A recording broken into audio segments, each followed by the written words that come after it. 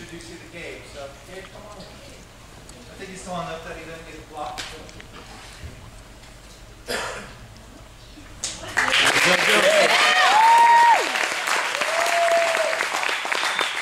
Gabe, this is the family. I'm fine. Gabe's got a big heart for Jesus. I put him through some stuff, and he's definitely shown that he's ready to die to Christ today in the water and rise up and have a new life. And gosh, tomorrow we're taking off to summer camp, so he's got to deal with me for a week after that. So, got anything to say, Gabe? Or? No? Well, tell me, Gabe. Tell your family here. Who's it you make the boss of your life? Jesus Christ. Right. Yeah. And it's in that I baptize you in the name of the Father, the Son, and the Holy Spirit.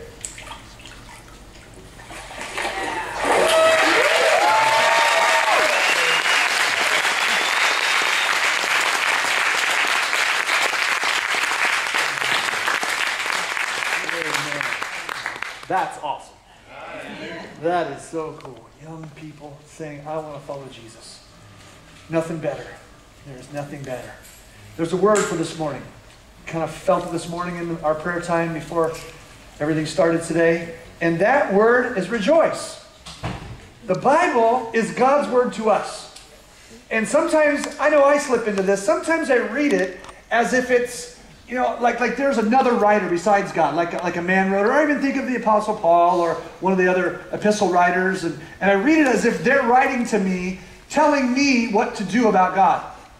And I get to that Philippians 4 passage when it says rejoice, and I sometimes feel Paul telling me, now you remember you're supposed to rejoice because God is, it's God talking. That's God talking there, not Paul. God is telling us, folks, rejoice. And he says it twice, rejoice, and again I tell you, rejoice. And he follows that up with saying, now, I know stuff happens. I'm adding some words. I know stuff happens, but don't let yourself become anxious when all that stuff happens. When your life is hard, when you might feel like you're just being buried with stuff and you could easily be depressed or discouraged or hurting. And he says, don't let that stuff overwhelm you. Don't become anxious. But in everything, pray. Folks, we can rejoice this morning because we have an option. We get to pray to the God who is. He's real. He's here. You can pray. And when you pray with thanksgiving, the peace of God, and if God were talking, he says, listen, my peace will take over your life, and you don't even understand how it's going to happen, but it will. It'll take over, and it'll guard your hearts and your minds. Amen. Folks, we sang it this morning. For all you've done, for those of us that are followers of Jesus Christ, he has already done enough, way more enough, plenty enough for us to rejoice from now until we die. Amen. I mean, does he really need to do something else? Well, God, thank you for living, for dying, for rising up again, for creating your kingdom, for saving my soul. But if you could just do this one more thing, then I'll rejoice. You know how we get so weird? Let's rejoice this morning. He has done everything we need. And we possess that by virtue of just saying, Lord, I receive you. That's ours today. So let's do that. We're going to greet each other in just a minute. We're going to rejoice in greeting one another.